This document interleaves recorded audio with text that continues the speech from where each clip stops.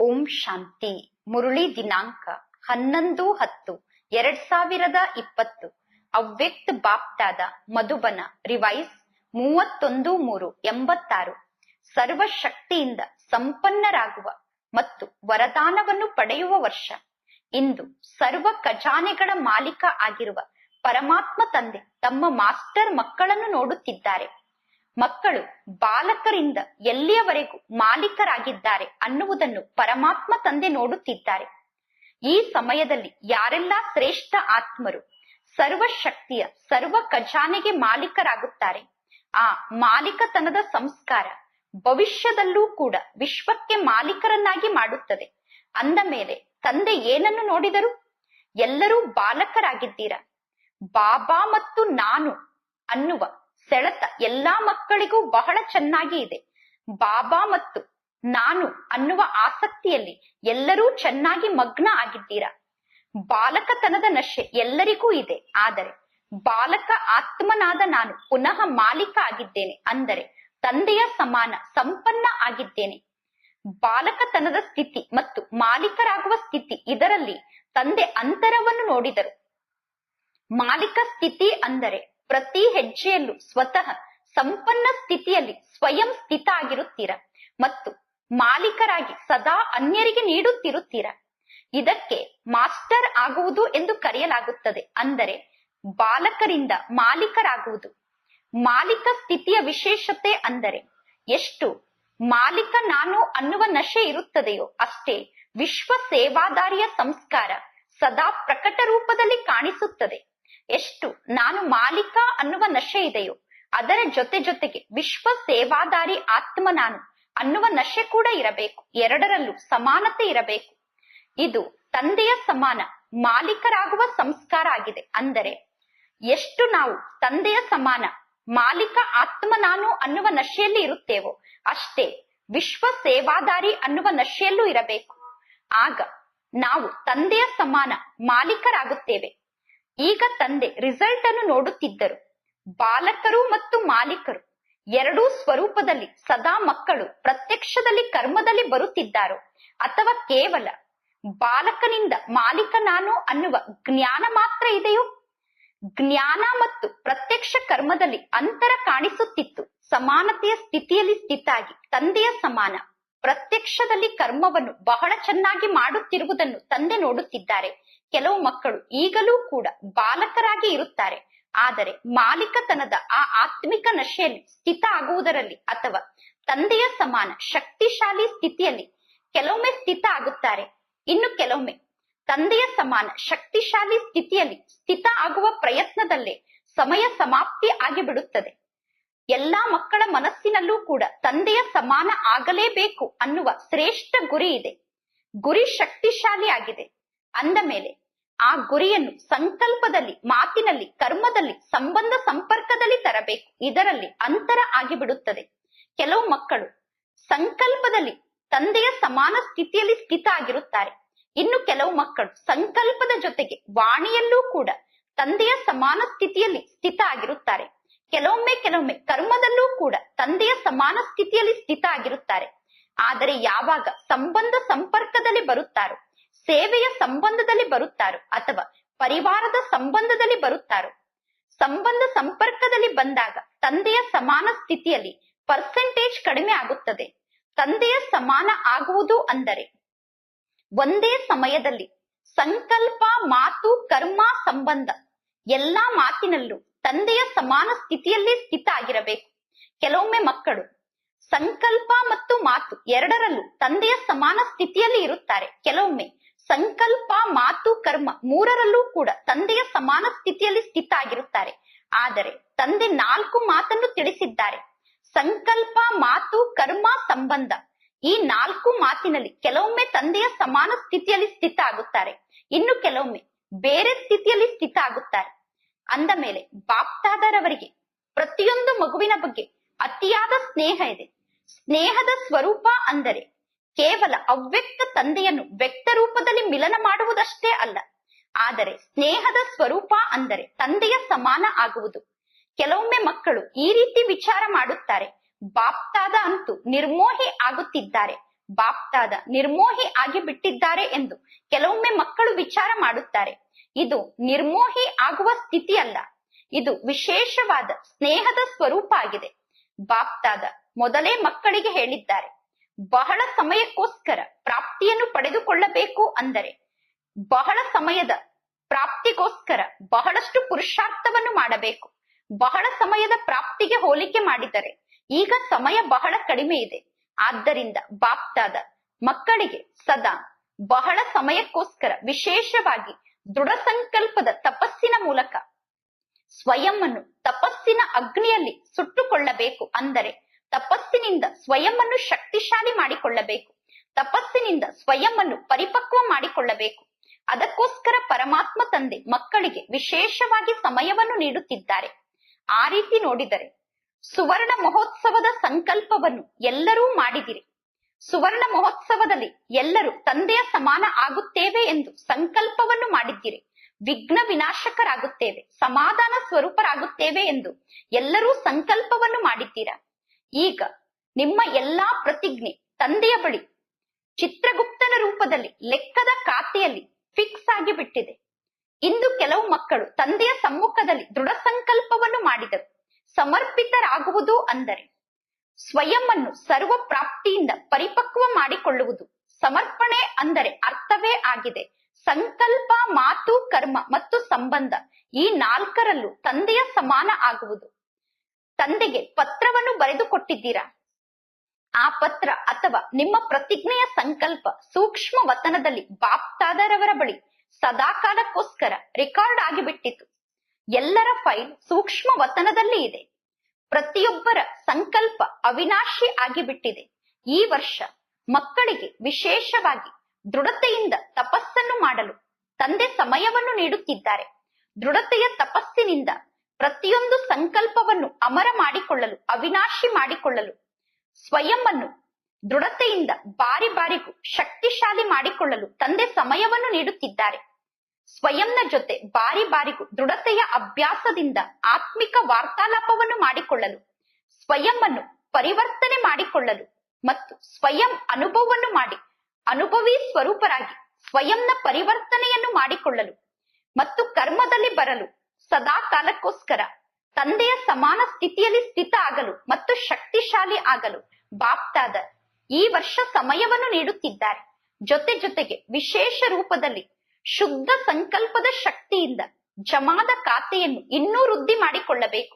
ಶುದ್ಧ ಸಂಕಲ್ಪದ ಶಕ್ತಿಯ ವಿಶೇಷ ಅನುಭವ ಎಲ್ಲರನ್ನೂ ಅಂತರ್ಮುಖಿಯನ್ನಾಗಿ ಮಾಡುತ್ತದೆ. ಶುದ್ಧ ಸಂಕಲ್ಪದ ಶಕ್ತಿಯ ವಿಶೇಷ ಅನುಭವವನ್ನು ಮಾಡಲು ಈಗಿನಿಂದ ಎಲ್ಲರೂ ಅಂತರ್ಮುಖಿಗಳಾಗಬೇಕು.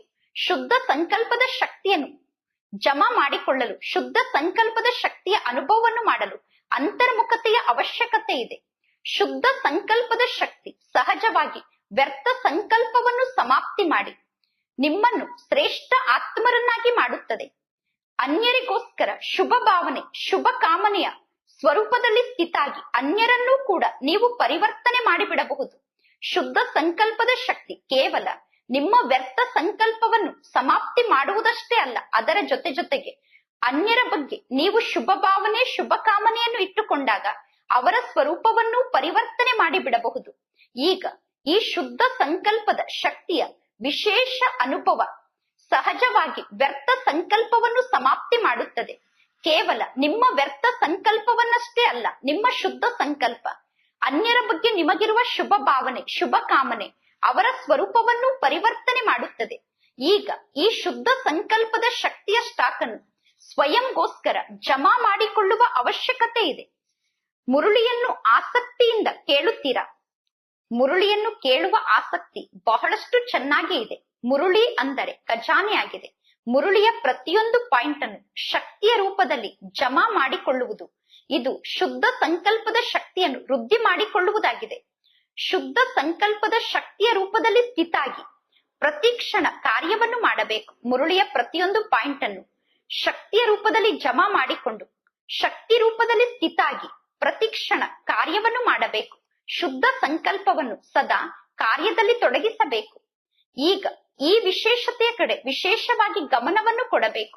ಶುದ್ಧ ಸಂಕಲ್ಪದ ಶಕ್ತಿಯ ಮಹತ್ವವನ್ನು ಅರ್ಥ ಮಾಡಿಕೊಂಡು ಈಗ ಎಷ್ಟು ಶುದ್ಧ ಸಂಕಲ್ಪದ ಅನುಭವವನ್ನು ಮಾಡುತ್ತೀರೋ ಅಷ್ಟು ಮನಸಾ ಸೇವೆಯ ಅನುಭವ ಸಹಜವಾಗಿ ಆಗುತ್ತದೆ. ಮೊದಲು ಸ್ವಯಂಗೋಸ್ಕರ ಶುದ್ಧ ಸಂಕಲ್ಪದ ಶಕ್ತಿಯನ್ನು ಜಮಾ ಮಾಡಿಕೊಳ್ಳಿ. ನಂತರ ಜೊತೆಗೆ ಪರಮಾತ್ಮ ತಂದೆಯ ಜೊತೆ ವಿಶ್ವ ಕಲ್ಯಾಣಕಾರಿ ಆಗಿ ಆತ್ಮರಿಗೆ ಶಕ್ತಿಯನ್ನು ದಾನವಾಗಿ ನೀಡಿ. ನೀವು ಪರಮಾತ್ಮ ತಂದೆಯ ಜೊತೆ ವಿಶ್ವ ಕಲ್ಯಾಣದ ಕಾರ್ಯವನ್ನು ಮಾಡುತ್ತಿರುವ ವಿಶ್ವ ಪರಿವರ್ತಕ ಆತ್ಮರಾಗಿದ್ದೀರಾ. ಅಂದ ಮೇಲೆ ಇಡೀ ವಿಶ್ವಕ್ಕೋಸ್ಕರ ಈ ಶುದ್ಧ ಸಂಕಲ್ಪದ ಶಕ್ತಿಯನ್ನು ಜಮಾ ಮಾಡಿಕೊಂಡು ಶುದ್ಧ ಸಂಕಲ್ಪದ ಶಕ್ತಿಯ ಮೂಲಕ ಇಡೀ ವಿಶ್ವವನ್ನೇ ಪರಿವರ್ತನೆ ಮಾಡುವ ಕಾರ್ಯ ಇನ್ನೂ ಬಹಳಷ್ಟು ಉಳಿದುಕೊಂಡಿದೆ.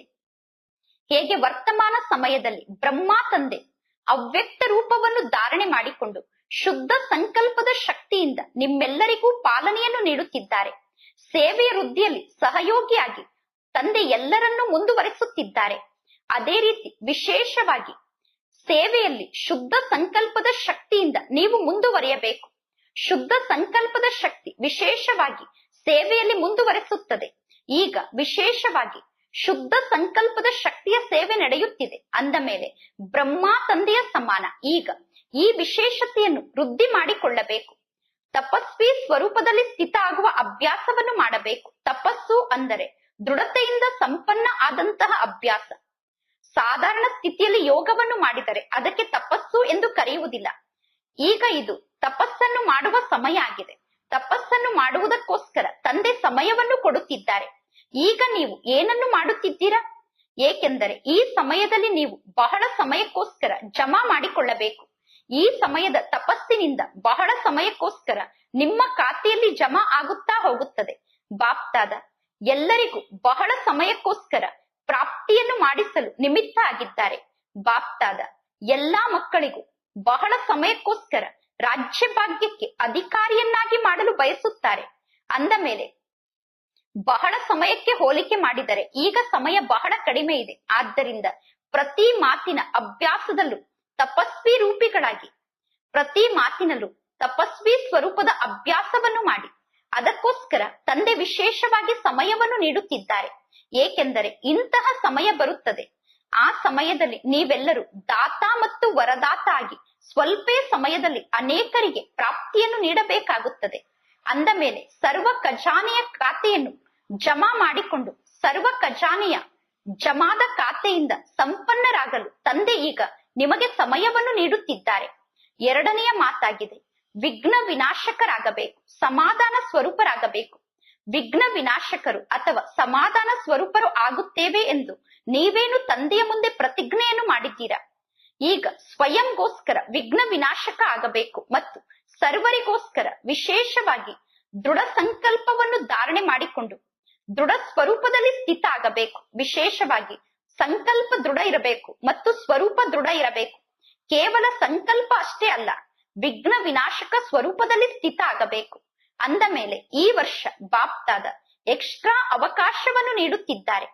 ಈಗ ವಿಘ್ನ ವಿನಾಶಕರಾಗುವ ವಿಶೇಷ ಭಾಗ್ಯವನ್ನು ಎಷ್ಟು ಪಡೆದುಕೊಳ್ಳಬೇಕು ಎಂದು ಬಯಸುತ್ತೀರೋ ಅಷ್ಟು ಪಡೆದುಕೊಳ್ಳಬಹುದು.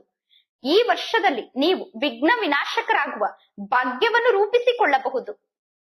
ಈ ವರ್ಷಕ್ಕೆ ವಿಶೇಷ ವರದಾನ ಇದೆ. ಆದರೆ ವರದಾನವನ್ನು ಪಡೆದುಕೊಳ್ಳಲು ವಿಶೇಷವಾಗಿ 2 ಮಾತಿನ ಕಡೆ ಗಮನವನ್ನು ಕೊಡಬೇಕು. ಒಂದನೆಯದಾಗಿ, ಸದಾ ತಂದೆ ಹೇಗೆ ಎಲ್ಲರಿಗೂ ನೀಡುವಂತವರಾಗಿದ್ದಾರೋ ಎಂದು ಯಾರಿಂದಲೂ ಏನನ್ನೂ ಪಡೆದುಕೊಳ್ಳುವ ಭಾವನೆ ತಂದೆಗೆ ಇಲ್ಲವೋ ಅದೇ ರೀತಿ ನಾವು ತಂದೆಯ ಸಮಾನ ಸದಾ ಎಲ್ಲರಿಗೂ ನೀಡುವಂತವರಾಗಬೇಕು. ಯಾರಿಂದಲೂ ಏನನ್ನೂ ಪಡೆದುಕೊಳ್ಳುವ ಇಚ್ಛೆಯನ್ನು ಇಟ್ಟುಕೊಳ್ಳಬಾರದು. ಗೌರವ ಸಿಗಲಿ, ಸ್ನೇಹ ಸಿಗಲಿ, ಆಗ ಸ್ನೇಹವನ್ನು ನೀಡುತ್ತೇನೆ. ಗೌರವ ಸಿಕ್ಕಾಗ ಗೌರವವನ್ನು ನೀಡುತ್ತೇನೆ ಅಲ್ಲ. ದಾತನ ಮಗು ನಾನು ಸದಾ ನೀಡಬೇಕು. ಯಾರಿಂದಲೂ ಪಡೆದುಕೊಳ್ಳುವ ಭಾವನೆಯನ್ನು ನಾನೀಗ ಇಟ್ಟುಕೊಳ್ಳಬಾರದು. ಶ್ರೇಷ್ಠ ಕರ್ಮವನ್ನು ಮಾಡುವಾಗ ನನಗೆ ಅನ್ಯರಿಂದ ಪ್ರಾಪ್ತಿ ಸಿಗಬೇಕು ಅನ್ನುವ ಭಾವನೆಯನ್ನು ಇಟ್ಟುಕೊಳ್ಳಬಾರದು. ಶ್ರೇಷ್ಠ ಕರ್ಮಕ್ಕೆ ಶ್ರೇಷ್ಠ ಫಲ ಅಂತೂ ಸಿಕ್ಕೇ ಸಿಗುತ್ತದೆ. ಈ ಜ್ಞಾನ ನಿಮಗೆ ಗೊತ್ತಿದೆ. ಆದರೆ ಸಮಯದಲ್ಲಿ ಕಾರ್ಯವನ್ನು ಮಾಡುವಾಗ ನನಗೆ ಶ್ರೇಷ್ಠ ಫಲ ಸಿಗಬೇಕು ಅನ್ನುವ ಸಂಕಲ್ಪದಲ್ಲಿ ಕಾರ್ಯವನ್ನು ಮಾಡಬೇಡಿ. ಒಂದನೆಯದಾಗಿ ವರದಾನಕ್ಕೆ ಪಾತ್ರರಾಗಲು ಸದಾ ದಾತ ಆಗಿ ಇರಬೇಕು. ಇನ್ನು ಎರಡನೆಯದಾಗಿ ವಿಘ್ನ ವಿನಾಶಕರಾಗಿರಬೇಕು ಮತ್ತು ಸಮಾವೇಶ ಮಾಡಿಕೊಳ್ಳುವ ಶಕ್ತಿಯನ್ನು ವಿಶೇಷವಾಗಿ ಧಾರಣೆ ಮಾಡಿಕೊಳ್ಳಬೇಕು. ಸಮಾವೇಶ ಮಾಡಿಕೊಳ್ಳುವ ಶಕ್ತಿಯನ್ನು ವಿಶೇಷವಾಗಿ ಧಾರಣೆ ಮಾಡಿಕೊಳ್ಳುವ ಮಾತಿನ ಕಡೆ ಗಮನವನ್ನು ಇಟ್ಟುಕೊಳ್ಳಬೇಕು. ಸ್ವಯಂಗೋಸ್ಕರ ಸಮಾವೇಶ ಮಾಡಿಕೊಳ್ಳುವ ಶಕ್ತಿಯ ಅವಶ್ಯಕತೆ ಇದೆ. ಸಾಗರ ತಂದೆಗೆ ಮಕ್ಕಳಾಗಿದ್ದೇವೆ. ಸಾಗರದ ವಿಶೇಷತೆ ಅಂದರೆ ಸಮಾವೇಶ ಮಾಡಿಕೊಳ್ಳುವುದಾಗಿದೆ. ಯಾರಲ್ಲಿ ಸಮಾವೇಶ ಮಾಡಿಕೊಳ್ಳುವ ಶಕ್ತಿ ಇರುತ್ತದೆಯೋ ಅವರು ಶುಭ ಭಾವನೆ, ಕಲ್ಯಾಣದ ಕಾಮನೆಯಿಂದ ಪ್ರತಿಯೊಂದು ಕಾರ್ಯವನ್ನು ಮಾಡಲು ಸಾಧ್ಯ.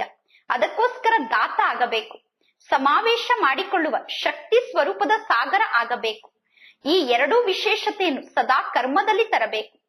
ಕೆಲವೊಮ್ಮೆ ಕೆಲವು ಮಕ್ಕಳು ಹೇಳುತ್ತಾರೆ, ನಾನು ವಿಚಾರ ಮಾಡಿದ್ದೆ ಈ ರೀತಿ ಮಾಡುತ್ತೇನೆ ಎಂದು, ಆದರೆ ಕರ್ಮದಲ್ಲಿ ಬರುವಾಗ ಅಂತರ ಆಗಿಬಿಟ್ಟಿತು. ಈ ವರ್ಷದಲ್ಲಿ 4 ಮಾತಿನಲ್ಲೂ ಕೂಡ ಒಂದೇ ಸಮಾನತೆಯ ಅನುಭವವನ್ನು ಮಾಡುವ ಮಾತಿನ ಕಡೆ ವಿಶೇಷವಾಗಿ ಗಮನವನ್ನು ಕೊಟ್ಟು ವಿಶೇಷವಾಗಿ ಈ ಮಾತಿನ ಅಭ್ಯಾಸವನ್ನು ಮಾಡಬೇಕು. ತಿಳಿಯಿತು ತಾನೆ? ಅಂದರೆ 1ನೆಯ ಮಾತಾಗಿದೆ, ಖಜಾನೆಯನ್ನು ಜಮಾ ಮಾಡಿಕೊಳ್ಳುವುದು ಮತ್ತು ದಾತ ಆಗಿ ಸ್ವಾಭಾವಿಕವಾಗಿ ಎಲ್ಲರಿಗೂ ಖಜಾನೆಯನ್ನು ದಾನ ಮಾಡುವುದು. ಈ ಸಂಸ್ಕಾರ ಸ್ವಾಭಾವಿಕ ರೂಪದಲ್ಲಿ ಧಾರಣೆ ಆಗಬೇಕು. ಅದಕ್ಕೋಸ್ಕರ ತಂದೆ ನಿಮಗೆ ಸಮಯವನ್ನು ನೀಡುತ್ತಿದ್ದಾರೆ. ಅಂದ ಮೇಲೆ ಈಗ ವಿಘ್ನ ವಿನಾಶಕರಾಗಬೇಕು ಮತ್ತು ಅನ್ಯರನ್ನು ವಿಘ್ನ ವಿನಾಶಕರನ್ನಾಗಿ ಮಾಡಬೇಕು. ಅದಕ್ಕೋಸ್ಕರ ಸದಾ ನಿಮ್ಮ ನಂಬರನ್ನು ಫಸ್ಟ್ ನಂಬರ್ನಲ್ಲಿ ನಿಶ್ಚಿತ ಮಾಡಿಕೊಳ್ಳಲು ತಂದೆ ಅವಕಾಶವನ್ನು ನೀಡುತ್ತಿದ್ದಾರೆ. ವಿಘ್ನ ವಿನಾಶಕ ಆಗಲು ಮತ್ತು ಅನ್ಯರನ್ನು ವಿಘ್ನ ವಿನಾಶಕ ಮಾಡಲು, ನಂಬರ್ 1 ನಲ್ಲಿ ಬರಲು, ನಂಬರ್ 1 ಸ್ಥಾನವನ್ನು ನಿಶ್ಚಿತ ಮಾಡಿಕೊಳ್ಳಲು ತಂದೆ ಸಮಯವನ್ನು ನೀಡುತ್ತಿದ್ದಾರೆ. ಏನಾದರೂ ಆಗಲಿ ಸ್ವಯಂ ತಪಸ್ಸನ್ನು ಮಾಡಿ ಮತ್ತು ಅನ್ಯರ ವಿಘ್ನವನ್ನು ಸಮಾಪ್ತಿ ಮಾಡುವ ಮಾತಿನಲ್ಲಿ ಅನ್ಯರಿಗೆ ಸಹಯೋಗಿ ಆಗಿ. ನೀವು ಅದಕ್ಕೋಸ್ಕರ ಎಷ್ಟಾದರೂ ಬಾಗಬೇಕಾಗಬಹುದು, ಆದರೆ ಈಗ ಬಾಗುವುದು ಅಂದರೆ ಸದಾ ಕಾಲಕ್ಕೋಸ್ಕರ ಉಯ್ಯಾಲೆಯಲ್ಲಿ ಆಟ ಆಡುವುದು. ಈಗ ಬಾಗುವುದು ಅಂದರೆ ಸದಾ ಕಾಲಕ್ಕೋಸ್ಕರ ಉಯ್ಯಾಲೆಯಲ್ಲಿ ಆಟ ಆಡುವುದು. ಹೇಗೆ ಕೃಷ್ಣನನ್ನು ಎಷ್ಟು ಪ್ರೀತಿಯಿಂದ ಉಯ್ಯಾಲೆಯಲ್ಲಿ ತೂಗುತ್ತಾರೆ, ಅದೇ ರೀತಿ ಈಗ ಮಕ್ಕಳಾದ ನೀವು ಪರಮಾತ್ಮ ತಂದೆಯ ಮಡಿಲಿನ ಉಯ್ಯಾಲೆಯಲ್ಲಿ ಕುಳಿತು ಆಟ ಆಡುತ್ತಿದ್ದೀರಾ ಮತ್ತು ಭವಿಷ್ಯದಲ್ಲಿ ರತ್ನ ಜಡಿತ ಉಯ್ಯಾಲೆಯಲ್ಲಿ ಆಟ ಆಡುತ್ತೀರಾ. ಭಕ್ತಿಯಲ್ಲಿ ಪೂಜ್ಯರಾಗಿ ಉಯ್ಯಾಲೆಯಲ್ಲಿ ಆಟ ಆಡುತ್ತೀರಾ. ಈಗ ಬಾಗುವುದು, ಸ್ವಯಂವನ್ನು ಸಮಾಪ್ತಿ ಮಾಡಿಕೊಳ್ಳುವುದು, ಇದು ಕೂಡ ಮಹಾನತೆ ಆಗಿದೆ. ನಾನೇಕೆ ಬಾಗಲಿ, ಇವರು ಬೇಕಾದರೆ ಬಾಗಲಿ ಎಂದು ಹೇಳಿ ಬಾಗುವ ಮಾತಿನಲ್ಲಿ ಮಾರ್ಕ್ಸ್ ಅನ್ನು ಕಡಿಮೆ ಮಾಡಿಕೊಳ್ಳಬಾರದು. ಬಾಗುವುದು ಅಂದರೆ ಇದು ಕಡಿಮೆ ಮಾತು ಎಂದು ತಿಳಿದುಕೊಳ್ಳಬೇಡಿ. ಬಾಗುವುದು ಮಹಾನತೆ ಆಗಿದೆ. ಸಾಯುವುದು ಇಲ್ಲಿ ಸಾಯುವುದಲ್ಲ, ಅವಿನಾಶಿ ಪ್ರಾಪ್ತಿಗಳನ್ನು ಪಡೆದುಕೊಂಡು ಬದುಕುವುದಾಗಿದೆ. ಆದ್ದರಿಂದ ಸದಾ ವಿಘ್ನ ವಿನಾಶಕರಾಗಬೇಕು ಮತ್ತು ಅನ್ಯರನ್ನು ವಿಘ್ನ ವಿನಾಶಕರನ್ನಾಗಿ ಮಾಡಬೇಕು. ಈ ಮಾತಿನಲ್ಲಿ ಫಸ್ಟ್ ಡಿವಿಷನ್ ಅಲ್ಲಿ ಬರಲು ಎಷ್ಟು ಅವಕಾಶ ಬೇಕೋ ಅಷ್ಟು ಅವಕಾಶವನ್ನು ಪಡೆದುಕೊಳ್ಳಬಹುದು. ಈಗ ಈ ವಿಶೇಷ ಅವಕಾಶವನ್ನು ಪಡೆದುಕೊಳ್ಳಲು ಪರಮಾತ್ಮ ತಂದೆ ಸಮಯದ ಮಹತ್ವವನ್ನು ತಿಳಿಸುತ್ತಿದ್ದಾರೆ. ಸಮಯದ ಮಹತ್ವವನ್ನು ಅರ್ಥ ಮಾಡಿಕೊಂಡು ತಪಸ್ಸನ್ನು ಮಾಡಿ.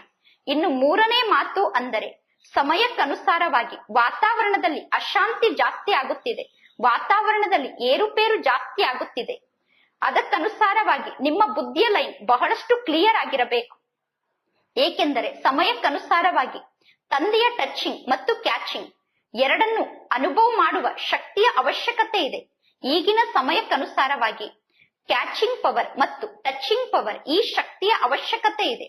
1ನೇದಾಗಿ ಬಾಪ್ ತಾದಾರವರ ಆದೇಶವನ್ನು ಬುದ್ಧಿಯ ಮೂಲಕ ಕ್ಯಾಚ್ ಮಾಡಿಕೊಳ್ಳಲು ಸಾಧ್ಯ ಆಗಬೇಕು. ತಂದೆ ಏನು ಆದೇಶವನ್ನು ನೀಡುತ್ತಿದ್ದಾರೋ ಅದರ ಅನುಭವ ನಮಗೆ ಬುದ್ಧಿಗೆ ಆಗಬೇಕು. ಅದಕ್ಕೋಸ್ಕರ ಬುದ್ಧಿಯ ಲೈನ್ ಕ್ಲಿಯರ್ ಇರಬೇಕು. ಒಂದು ವೇಳೆ ಬುದ್ಧಿಯ ಲೈನ್ ಕ್ಲಿಯರ್ ಇಲ್ಲ ಅಂದರೆ ಪರಮಾತ್ಮ ತಂದೆಯ ಆದೇಶದ ಜೊತೆಗೆ ಮನ್ಮತ ಮಿಕ್ಸ್ ಆಗಿ ಬಿಡುತ್ತದೆ.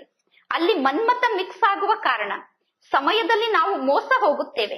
ಎಷ್ಟು ಬುದ್ಧಿ ಸ್ಪಷ್ಟ ಇರುತ್ತದೆಯೋ ಅಷ್ಟು ತಂದೆಯ ಆದೇಶವನ್ನು ಸ್ಪಷ್ಟ ರೂಪದಲ್ಲಿ ಕ್ಯಾಚ್ ಮಾಡಿಕೊಳ್ಳಲು ಸಾಧ್ಯ. ಎಷ್ಟು ಬುದ್ಧಿಯ ಲೈನ್ ಕ್ಲಿಯರ್ ಆಗಿರುತ್ತದೆಯೋ ಅಷ್ಟು ಸ್ವಯಂನ ಉನ್ನತಿ ಆಗುತ್ತದೆ, ಸೇವೆಯಲ್ಲಿ ವೃದ್ಧಿ ಆಗುತ್ತದೆ ಮತ್ತು ಸರ್ವ ಆತ್ಮರಿಗೂ ದಾತ ಆಗಿ ನೀಡುವ ಶಕ್ತಿ ಸಹಜವಾಗಿ ವೃದ್ಧಿ ಆಗುತ್ತದೆ ಮತ್ತು ನಮಗೆ ಟಚ್ ಆಗುತ್ತದೆ. ಈ ಸಮಯದಲ್ಲಿ ಈ ಆತ್ಮರಿಗೋಸ್ಕರ ಈ ರೀತಿ ಸೇವೆಯನ್ನು ಮಾಡಬೇಕು. ಇದೇ ಸಹಜ ಸೇವೆಗೆ ಸಾಧನ ಆಗಿದೆ. ಸ್ವ ಉನ್ನತಿಗೆ ಇದೇ ಶ್ರೇಷ್ಠ ಸಾಧನ, ಯಥಾರ್ಥ ಸಾಧನ ಎಂದು ಟಚಿಂಗ್ ಆಗುತ್ತದೆ.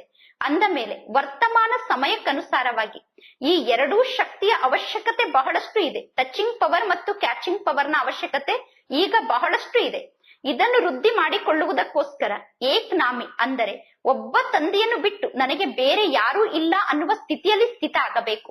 ಮತ್ತು ಎಕಾನಮಿ ಅಂದರೆ ಉಳಿತಾಯ ಮಾಡುವಂತವರಾಗಬೇಕು. ಒಬ್ಬ ತಂದೆಯನ್ನು ಬಿಟ್ಟು ನನಗೆ ಬೇರೆ ಯಾರೂ ಇಲ್ಲ. ಈಗ ಆಸಕ್ತಿಯನ್ನು ಇಟ್ಟುಕೊಳ್ಳುವುದು ಬೇರೆ ಮಾತಾಗಿದೆ. ಆಸಕ್ತಿಯನ್ನು ಇಟ್ಟುಕೊಳ್ಳುವುದೇ ತಪ್ಪು. ಅನ್ಯರ ಸ್ವಭಾವವನ್ನು ನೋಡಿ ಪ್ರಭಾವಿತ ಆಗುವುದು ಅಂದರೆ ಏರುಪೇರಿನಲ್ಲಿ ಬರುವುದು. ಒಂದನೆಯದಾಗಿ ಅನ್ಯರ ಬಗ್ಗೆ ಆಸಕ್ತಿಯನ್ನು ಇಟ್ಟುಕೊಳ್ಳುತ್ತೀರಾ. ಆಸಕ್ತಿಯನ್ನು ಇಟ್ಟುಕೊಳ್ಳುವುದು ತಪ್ಪಾಗಿದೆ. ಆದರೆ ಅನ್ಯರ ಸ್ವಭಾವವನ್ನು ನೋಡಿ ಪ್ರಭಾವಿತರಾಗಿ ನಮ್ಮ ಸ್ಥಿತಿ ಏರುಪೇರಿನಲ್ಲಿ ಬರುತ್ತದೆ. ಅನ್ಯರ ಸ್ವಭಾವ ನಮ್ಮ ಬುದ್ಧಿಯನ್ನು ಏರುಪೇರಿನಲ್ಲಿ ತರುತ್ತದೆ. ಆ ಸಮಯದಲ್ಲಿ ಬುದ್ಧಿಯಲ್ಲಿ ತಂದೆ ಕುಳಿತಿರುತ್ತಾರೋ ಅಥವಾ ನಮ್ಮ ಬುದ್ಧಿಯಲ್ಲಿ ಅವರ ಸಂಸ್ಕಾರದ ಸ್ಮೃತಿ ಇರುತ್ತದೆಯೋ, ಅದು ಆಸಕ್ತಿಯ ರೂಪದಲ್ಲಿ ಬುದ್ಧಿಯನ್ನು ಪ್ರಭಾವಿತಗೊಳಿಸುತ್ತಿರಬಹುದು ಅಥವಾ ಘರ್ಷಣೆಯ ರೂಪದಲ್ಲಿ ಅನ್ಯರ ಸ್ವಭಾವ ನಮ್ಮ ಬುದ್ಧಿಯನ್ನು ಪ್ರಭಾವಿತಗೊಳಿಸುತ್ತಿರಬಹುದು. ಆದರೆ ಆ ಸಮಯದಲ್ಲಿ ನಮ್ಮ ಬುದ್ಧಿಯ ಲೈನ್ ಕ್ಲಿಯರ್ ಇರುವುದಿಲ್ಲ. ಅದಕ್ಕೋಸ್ಕರ ಸದಾ ಬುದ್ಧಿಯ ಲೈನ್ ಕ್ಲಿಯರ್ ಇರಬೇಕು. ಒಬ್ಬ ತಂದೆಯನ್ನು ಬಿಟ್ಟು ನನಗೆ ಬೇರೆ ಯಾರೂ ಇಲ್ಲ ಎಂದು ತಿಳಿದುಕೊಳ್ಳುವುದಕ್ಕೆ ಒಬ್ಬ ತಂದೆಯ ಹೆಸರನ್ನು ಹೇಳುವವರು ಏಕ್ನಾಮಿ ಎಂದು ಕರೆಯಲಾಗುತ್ತದೆ. ಮತ್ತು ಇಕಾನಮಿ ಉಳಿತಾಯ ಅಂದರೆ ಏನು? ಕೇವಲ ಸ್ಥೂಲ ಹಣವನ್ನು ಉಳಿತಾಯ ಮಾಡುವುದಕ್ಕೆ ಉಳಿತಾಯ ಎಂದು ಕರೆಯುವುದಿಲ್ಲ. ಸ್ಥೂಲ ಹಣವನ್ನೂ ಕೂಡ ಉಳಿತಾಯ ಮಾಡುವ ಅವಶ್ಯಕತೆ ಇದೆ. ಆದರೆ ಅದರ ಜೊತೆಗೆ ಸಮಯ ಕೂಡ ಒಂದು ಧನ ಆಗಿದೆ, ಸಂಕಲ್ಪ ಕೂಡ ಧನ ಆಗಿದೆ, ಶಕ್ತಿ ಕೂಡ ಧನ ಆಗಿದೆ. ಈ ಎಲ್ಲಾ ಮಾತಿನ ಉಳಿತಾಯವನ್ನು ಮಾಡಬೇಕು, ವ್ಯರ್ಥವಾಗಿ ಕಳೆಯಬಾರದು. ಉಳಿತಾಯವನ್ನು ಮಾಡುವುದು ಅಂದರೆ ಜಮಾದ ಖಾತೆಯನ್ನು ವೃದ್ಧಿ ಮಾಡಿಕೊಳ್ಳುವುದು. ಒಬ್ಬ ತಂದೆಯ ನೆನಪಿನಲ್ಲೇ ತಲ್ಲೀನ ಆಗಿರಬೇಕು. ಒಬ್ಬ ತಂದೆಯನ್ನು ಬಿಟ್ಟು ನನಗೆ ಬೇರೆ ಯಾರೂ ಇಲ್ಲ ಎಂದು ತಿಳಿದುಕೊಳ್ಳಬೇಕು. ಒಬ್ಬ ತಂದೆಯ ಹೆಸರನ್ನೇ ಹೇಳಬೇಕು ಮತ್ತು ಉಳಿತಾಯ ಮಾಡುವ ಸಂಸ್ಕಾರವನ್ನು ಧಾರಣೆ ಮಾಡಿಕೊಳ್ಳಬೇಕು. ಆಗ ಟಚಿಂಗ್ ಪವರ್ ಮತ್ತು ಕ್ಯಾಚಿಂಗ್ ಪವರ್ನ ಅನುಭವವನ್ನು ಮಾಡಲು ಸಾಧ್ಯ. ಈ ಅನುಭವ ವಿನಾಶದ ಸಮಯದಲ್ಲಿ ಆಗಲು ಸಾಧ್ಯ ಇಲ್ಲ. ಈ ಅನುಭವವನ್ನು ಮಾಡಲು ಈಗಿನಿಂದಲೇ ಅಭ್ಯಾಸವನ್ನು ಮಾಡಬೇಕು. ಈ ಸಮಯದಲ್ಲಿ ನಾವು ಅಭ್ಯಾಸವನ್ನು ಮಾಡದೇ ಇದ್ದರೆ ಅಂತ್ಯದಲ್ಲಿ ಈ ಮಾತಿನ ಅಭ್ಯಾಸವನ್ನು ಮಾಡಲು ಆಗುವುದಿಲ್ಲ. ಈಗಿನಿಂದ ನಾವು ಈ ಮಾತಿನ ಅಭ್ಯಾಸವನ್ನು ಮಾಡಿದರೆ ಅಂತ್ಯದಲ್ಲಿ ತಂದೆಯ ಶ್ರೇಷ್ಠ ಮತದ ಅನುಭವ ಆಗುತ್ತದೆ ಮತ್ತು ಶ್ರೇಷ್ಠ ಗತಿಯನ್ನು ಪಡೆದುಕೊಳ್ಳಲು ಸಾಧ್ಯ ಆಗುತ್ತದೆ. ನೀವು ತಿಳಿದುಕೊಂಡಿದ್ದೀರಾ ವಿನಾಶ ಆಗಲು ಇನ್ನೂ ಸ್ವಲ್ಪ ಸಮಯ ಇದೆ ಎಂದು. ಆಯಿತು, ವಿನಾಶಕ್ಕೋಸ್ಕರ ಇನ್ನೂ 10 ವರ್ಷ ಇದೆ ಎಂದು ತಿಳಿದುಕೊಳ್ಳಿ. ಆದರೆ 10 ವರ್ಷದ ನಂತರ ನೀವು ಪುರುಷಾರ್ಥವನ್ನು ಮಾಡಲು ಸಾಧ್ಯ ಇಲ್ಲ. 10 ವರ್ಷದ ನಂತರ ನೀವು ಎಷ್ಟೇ ಪರಿಶ್ರಮ ಪಟ್ಟರು ಈ ಸ್ಥಿತಿಯಲ್ಲಿ ಸ್ಥಿತ ಆಗಲು ಸಾಧ್ಯ ಇಲ್ಲ. ಆಗ ನೀವು ದುರ್ಬಲರಾಗುತ್ತೀರಾ. ಅಂತ್ಯದಲ್ಲಿ ಪುನಃ ಯುದ್ಧ ಮಾಡುವವರಾಗಿ ಬಿಡುತ್ತೀರಾ. ಆಗ ನಿಮಗೆ ಸಫಲತೆ ಸಿಗುವುದಿಲ್ಲ. ನೀವೀಗ ತ್ರೇತಾಯುಗದ ನಿವಾಸಿಗಳು ಆಗಬಾರದು. ಪರಿಶ್ರಮ ಪಡುವುದು ಅಂದರೆ ಬಿಲ್ಲು ಬಾಣವನ್ನು ಧಾರಣೆ ಮಾಡಿಕೊಳ್ಳುವುದು ಮತ್ತು ಸದಾ ಪ್ರೀತಿಯಲ್ಲಿ ತಲ್ಲೀನರಾಗಿರುವುದು. ಖುಷಿಯಲ್ಲಿ ಇರುವುದು ಅಂದರೆ ಮುರುಳೀಧರ ಆಗುವುದು, ಸೂರ್ಯವಂಶಿ ಆಗುವುದು. ಮುರುಳಿ ನೃತ್ಯವನ್ನು ಮಾಡಿಸುತ್ತದೆ. ಬಿಲ್ಲು ಬಾಣ ಗುರಿಯನ್ನು ಇಟ್ಟು ಬಾಣವನ್ನು ಹೊಡೆಯುವ ಮಾತಿನಲ್ಲಿ ಪರಿಶ್ರಮದ ಅನುಭವ ಮಾಡಿಸುತ್ತದೆ. ಈಗ ಬಿಲ್ಲು ಬಾಣವನ್ನು ಧಾರಣೆ ಮಾಡಿಕೊಳ್ಳುವವರಾಗಬೇಡಿ, ಮುರುಳಿಧರರಾಗಿ ಮುರುಳಿಯನ್ನು ನುಡಿಸುವಂತವರಾಗಿ. ಅದಕ್ಕೋಸ್ಕರ ಅಂತ್ಯದಲ್ಲಿ ಯಾರೂ ಕೂಡ ತಂದೆಗೆ ಕಂಪ್ಲೇಂಟ್ ಅನ್ನು ಹೇಳಬಾರದು. ಬಾಬಾ, ನನಗೆ ಮೊದಲು ಪುರುಷಾರ್ಥವನ್ನು ಮಾಡಲು ಆಗಿಲ್ಲ, ಈಗ ಸ್ವಲ್ಪ ಎಕ್ಸ್ಟ್ರಾ ಸಮಯವನ್ನು ಕೊಡಿ, ಸ್ವಲ್ಪ ಅವಕಾಶವನ್ನು ಕೊಡಿ, ನನ್ನ ಮೇಲೆ ಕೃಪೆಯನ್ನು ತೋರಿಸಿ ಎಂದು ಅಂತ್ಯದಲ್ಲಿ ಹೇಳಬಾರದು. ಈ ರೀತಿ ಹೇಳಿದರೆ ನಡೆಯುವುದಿಲ್ಲ. ಅದಕ್ಕೋಸ್ಕರ ತಂದೆ ಮೊದಲೇ ತಿಳಿಸುತ್ತಿದ್ದಾರೆ, ಅಂತ್ಯದಲ್ಲಿ ನೀವು ಪುರುಷಾರ್ಥವನ್ನು ಮಾಡಲು ಸಾಧ್ಯ ಇಲ್ಲ. ಆದಿಯಲ್ಲಿ ಬಂದಿರುವ ಆತ್ಮರಿರಬಹುದು ಅಥವಾ ಈಗ ಬಂದಿರುವ ಅಂತ್ಯದ ಆತ್ಮರಿರಬಹುದು.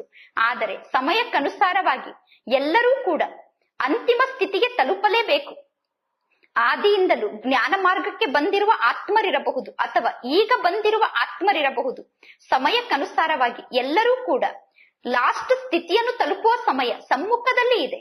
ಅಂದ ಮೇಲೆ ಈಗ ತೀವ್ರ ಗತಿಯಿಂದ ಪುರುಷಾರ್ಥವನ್ನು ಮಾಡಿ ಮುಂದುವರಿಯಬೇಕು. ತಿಳಿಯಿತು ತಾನೆ? ಒಳ್ಳೆಯದು. 4 ಕಡೆ ಇರುವಂತಹ ಸರ್ವ ಸ್ನೇಹಿ ಮಕ್ಕಳಿಗೆ ಸದಾ ಹೃದಯ ಸಿಂಹಾಸನಕ್ಕೆ ಅಧಿಕಾರಿ ಆಗಿರುವ ಮಕ್ಕಳಿಗೆ ಸದಾ ಸಂತುಷ್ಟತೆಯ ಹೊಳಪನ್ನು ತೋರಿಸುವಂತಹ ಮಕ್ಕಳಿಗೆ ಸದಾ ಪ್ರಸನ್ನತೆಯ ವ್ಯಕ್ತಿತ್ವದಲ್ಲಿ ಇರುವಂತಹ ಮಕ್ಕಳಿಗೆ ಸದಾ ಬೇಹದ್ದಿನ ವಿಶಾಲ ಮನಸ್ಸುಳ್ಳಂತಹ ಬೇಹದ್ದಿನ ವಿಶಾಲ ಬುದ್ಧಿಯನ್ನು ಧಾರಣೆ ಮಾಡಿಕೊಂಡಿರುವ ವಿಶಾಲ ಆತ್ಮರಿಗೆ ಬಾಪ್ತಾದರವರ ಸ್ನೇಹ ಸಂಪನ್ನ ನೆನಪು, ಪ್ರೀತಿ ಮತ್ತು ನಮಸ್ತೆ. ಬಾಪ್ತಾದರವರಿಗೆ ಮಕ್ಕಳ ನೆನಪು, ಪ್ರೀತಿ ಹಾಗೂ ನಮಸ್ತೆ ನಮಸ್ತೆ ನಮಸ್ತೆ. ವರದಾನ: ಪಂಚವಿಕಾರ ಅನ್ನುವ ಶತ್ರುವನ್ನು ಪರಿವರ್ತನೆ ಮಾಡಿ ಸಹಯೋಗಿಯನ್ನಾಗಿ ಮಾಡಿಕೊಳ್ಳುವಂತಹ ಮಾಯಾಜೀತರು ಜಗಜ್ಜೀತರು ಆಗಿ ವಿಜಯಿಗಳು ಅಂದರೆ ಶತ್ರುವಿನ ರೂಪವನ್ನೂ ಕೂಡ ಅವಶ್ಯವಾಗಿ ಪರಿವರ್ತನೆ ಮಾಡುವವರಾಗಿದ್ದಾರೆ. ವಿಜಯಿ ಆತ್ಮರು ಆಗುವುದು ಅಂದರೆ ಶತ್ರುವಿನ ರೂಪವನ್ನು ನೀವು ಅವಶ್ಯವಾಗಿ ಪರಿವರ್ತನೆ ಮಾಡುತ್ತೀರಾ. ಅಂದ ಮೇಲೆ ವಿಕಾರ ಅನ್ನುವ ಶತ್ರುವನ್ನು ಪರಿವರ್ತನೆ ಮಾಡಿ ಸಹಯೋಗಿ ಸ್ವರೂಪದಲ್ಲಿ ಸ್ಥಿತ ಮಾಡಿಕೊಳ್ಳಬೇಕು. ವಿಕಾರ ಅನ್ನುವ ಶತ್ರುವನ್ನು ಪರಿವರ್ತನೆ ಮಾಡಿ ಅವನು ಸಹಯೋಗಿ ಸ್ವರೂಪದಲ್ಲಿ ಅನುಭವ ಮಾಡಬೇಕು. ಸದಾ ಕಾಲಕ್ಕೋಸ್ಕರ ವಿಕಾರಗಳು ಆಗ ನಿಮಗೆ ನಮಸ್ಕಾರ ಮಾಡುತ್ತದೆ. ಕಾಮ ವಿಕಾರವನ್ನು ಶುಭ ಕಾಮನೆಯ ರೂಪದಲ್ಲಿ, ಕ್ರೋಧವನ್ನು ಆತ್ಮಿಕ ನಶೆಯ ರೂಪದಲ್ಲಿ, ಲೋಭವನ್ನು ಅನಾಸಕ್ತ ವೃತ್ತಿಯ ರೂಪದಲ್ಲಿ, ಮೋಹವನ್ನು ಸ್ನೇಹದ ರೂಪದಲ್ಲಿ ಮತ್ತು ದೇಹಾಭಿಮಾನವನ್ನು ಸ್ವಾಭಿಮಾನದ ರೂಪದಲ್ಲಿ ಪರಿವರ್ತನೆ ಮಾಡಿ ಆಗ ಮಾಯಾಜೀತರು ಜಗಜ್ಜೀತರು ಆಗುತ್ತೀರಾ. ಶ್ಲೋಗನ್: ಸತ್ಯ ಚಿನ್ನ ಆಗಬೇಕು ಅಂದರೆ ನನ್ನತನ ಅನ್ನುವ ಕಲ್ಮಶ ಏನಿದೆ ಅದು ಇರಬಾರದು. ಸತ್ಯ ಚಿನ್ನದಲ್ಲಿ ನನ್ನತನ ಅನ್ನುವ ಕಲ್ಮಶ ಇದ್ದರೂ ಕೂಡ ನಿಮ್ಮ ಬೆಲೆಯನ್ನು ಅದು ಕಡಿಮೆ ಮಾಡುತ್ತದೆ. ಅದಕ್ಕೋಸ್ಕರ ನನ್ನದು ಅನ್ನುವುದನ್ನು ಸಮಾಪ್ತಿ ಮಾಡಿಕೊಳ್ಳಿ, ನನ್ನತನವನ್ನು ಸಮಾಪ್ತಿ ಮಾಡಿಕೊಳ್ಳಿ, ಆಗ ಸತ್ಯ ಚಿನ್ನ ಆಗುತ್ತೀರಾ. ಒಳ್ಳೆಯದು. ಓಂ ಶಾಂತಿ.